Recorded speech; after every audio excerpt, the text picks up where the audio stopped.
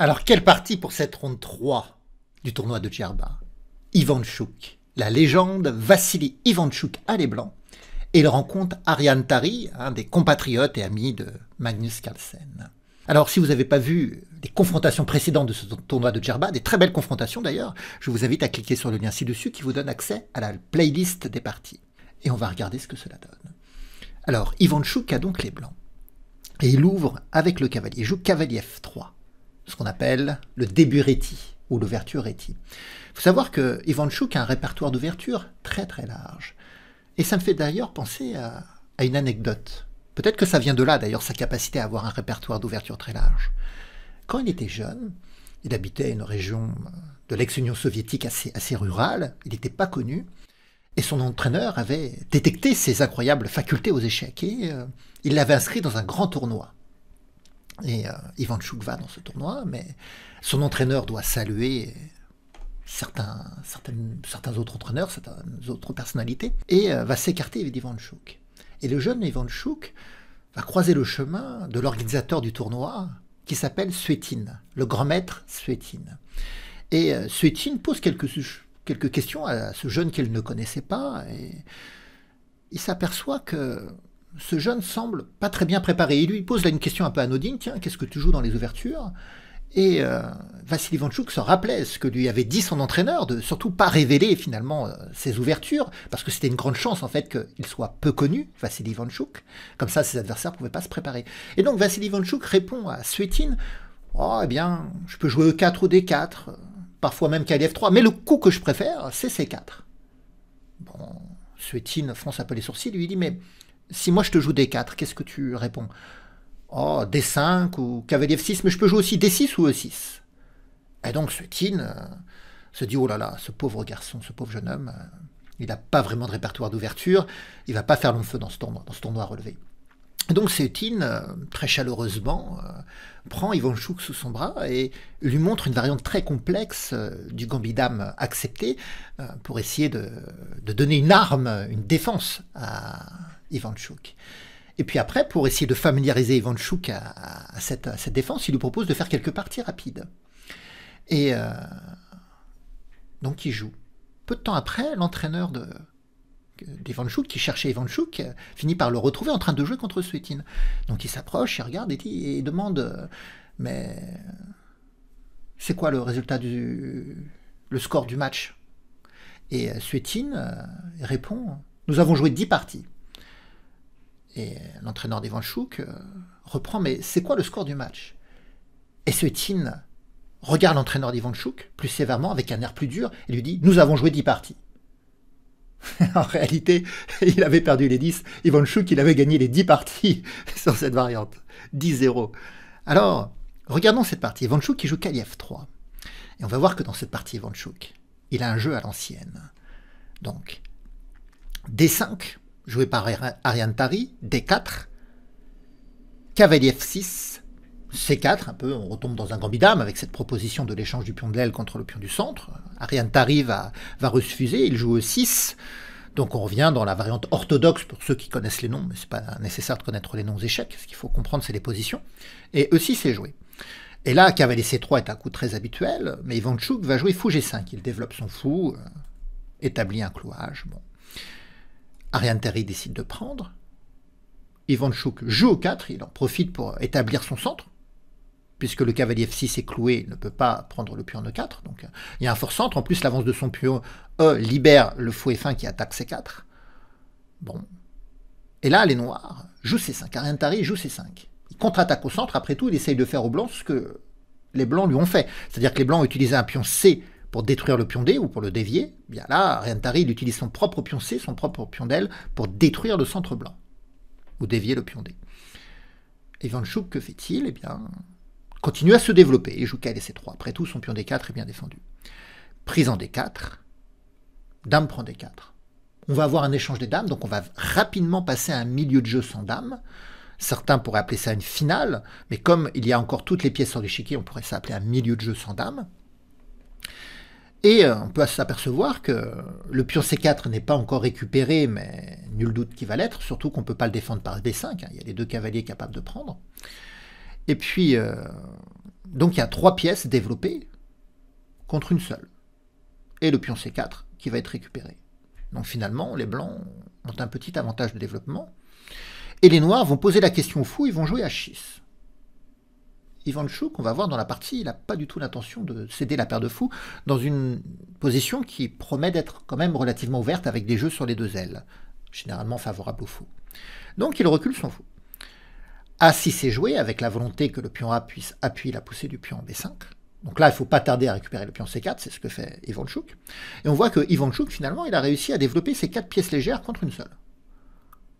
Alors, B5, le fou est repoussé en E2. Et là, Ariane Tari plonge dans une réflexion. On sait que c'est une partie de 1h30, 1h30 minutes, plus 30 secondes par coup. Et là, dans cette position, il va réfléchir 15 minutes sur son prochain coup.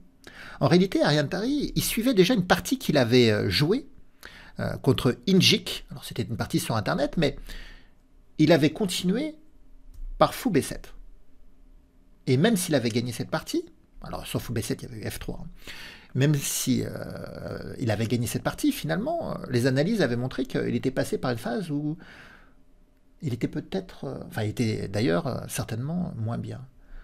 Et donc là, Ariane Tari réfléchit, il se dit que peut-être Ivantchouk connaît cette partie, qu'il a étudiée, qu'il est prêt à exploiter les imprécisions que Ariane Tari avait fait. Et Ariane Tari, donc, il ne va pas jouer fou B7, il ne va pas réitérer son coup.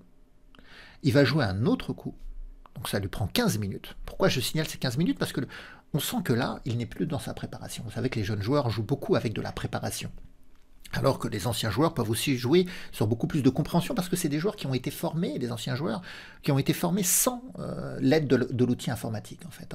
Donc ils sont beaucoup plus habitués à créer des processus de raisonnement. En tout cas, ils ont été formés comme cela, et moins dans des préparations théoriques d'ouverture, même s'ils ont dû se mettre à la page quand même. Et donc du coup, Ariane Tari va mettre 15 minutes, mais il va également prendre 11 minutes au coup suivant, et encore 11 minutes au coup d'après. Donc vous voyez, presque 40 minutes dépensées, la moitié de son temps pratiquement dépensé en 3 coups. Et on est dans l'ouverture alors qu'il y a eu, encore à part l'échange des dames, aucun échange de pièces. Donc la partie peut être encore très très riche. Donc il joue cavalier D7. Et ici, Ivantchouk, il répond F3, il consolide. Et là, donc 11 minutes pour jouer cavalier E5. Pour rejouer ce cavalier. C'est pas si facile d'ailleurs de savoir comment se développer avec les noirs. Si vous jouez par exemple fou E7, il peut y avoir cavalier C6 qui arrive. Bon, alors le fou peut venir en C5, certainement qu'il y aurait fou F2. On peut chercher quand même à se développer, on peut remettre le fou en B7, mais le pion E4 étant solidement défendu par le pion F3, le fou buterait sur le pion E4. Ici, Ariane Tari, il choisit de jouer cavalier E5. Bon, peut-être un coup un peu provocateur, peut-être qu'il essaye de provoquer la poussée du pion F, sur quoi il jouerait cavalier G6 pour attaquer le fou et le pion F4, certainement.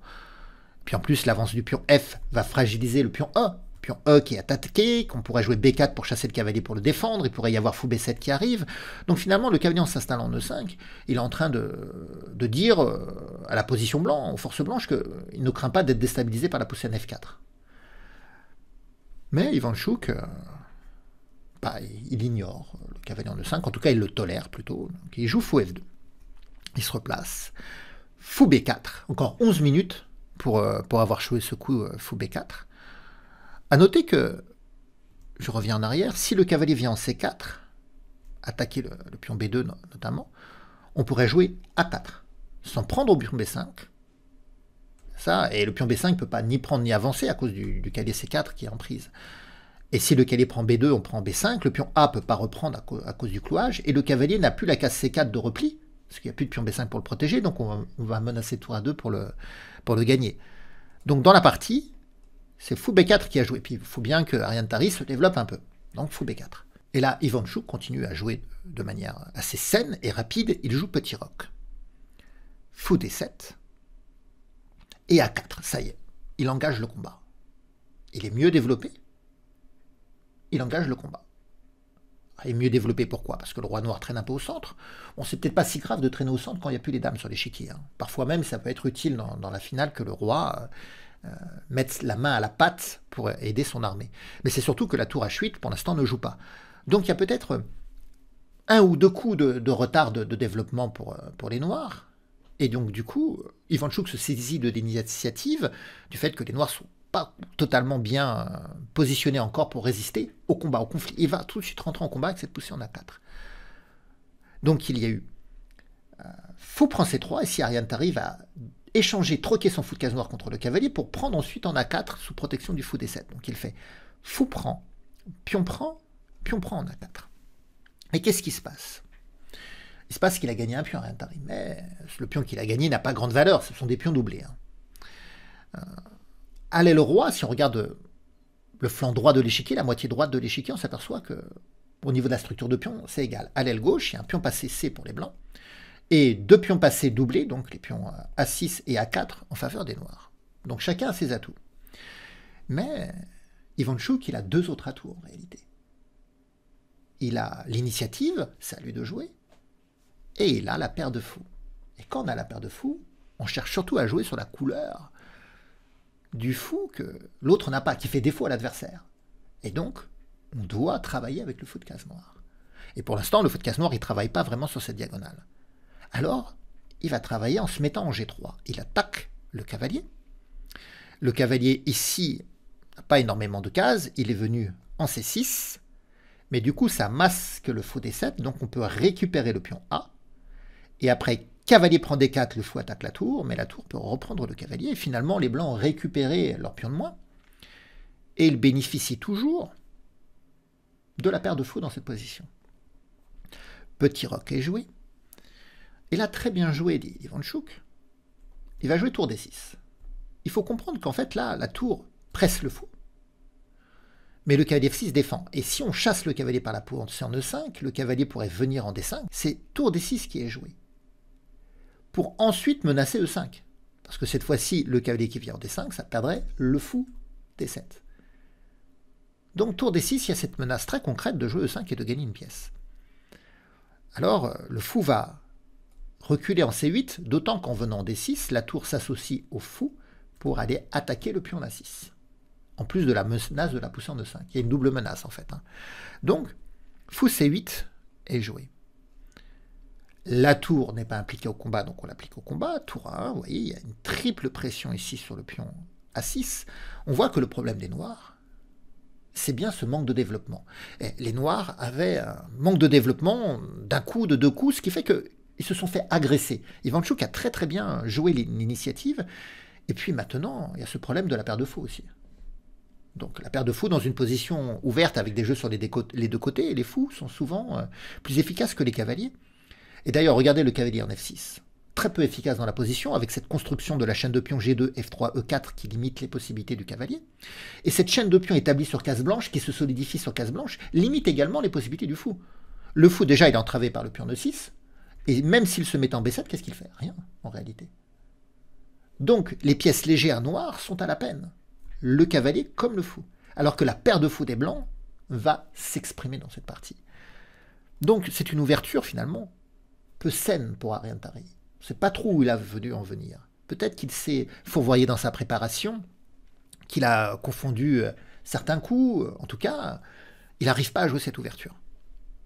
Donc, le pion A6 étant condamné, parce que si vous l'avancez en A5, on peut revenir en D2, puis jouer tour A2, et le pion A va tomber. Donc ici, les noirs, sachant leur pion A condamné, eh bien, ils vont essayer de trouver de l'activité. Ils vont jouer tour B8. Et se disent qu'après tout, fou prend A6 est un moindre mal. Déjà, on pourrait jouer tour A8 pour clouer, mais on pourrait aussi peut-être échanger. Parce que la perte du pion en A6 permettrait quand même aux noirs d'échanger les fous de case blanche, donc de casser la paire de fous des blancs, et surtout de se débarrasser de ce fou qui a du mal à jouer en fait. Bon, ça leur coûterait un pion quand même. Mais la tour B8 essaierait de s'infiltrer dans le camp blanc. Alors, en réalité, Ivanchuk, il n'a pas peur du pion A6, puisque de toute façon, il est attaqué 3 fois, il ne peut pas être défendu 3 fois, et s'il avance, il se fait éliminer. Donc il ne va pas perdre du temps, finalement, à prendre ce pion. Et Ivanchuk va toujours jouer son initiative. Et il va avancer son propre pion C. Il joue C4. La tour vient en B2, c'est pour ça qu'elle s'était mise sur la colonne B, pour infiltrer le camp blanc, mais fou F1. Fou B7, mais on a dit que le fou, finalement, butait. Vous voyez, la langue bute toujours sur la dent qui fait mal. Le fou bute sur le pion en E4 qui est défendu par F3 et G2, vous voyez. Donc, tour AD1. Prend le contrôle de la colonne D. Qu'est-ce qu'il y a eu comme coup? Tour B3. C5. Donc le pion continue à avancer. Menace C6. La tour vient en C3 pour attaquer le pion C5 et pour contrôler deux fois en rayon X la case C6. Donc le pion, s'il avance, il se fait prendre. Tour B6 est joué.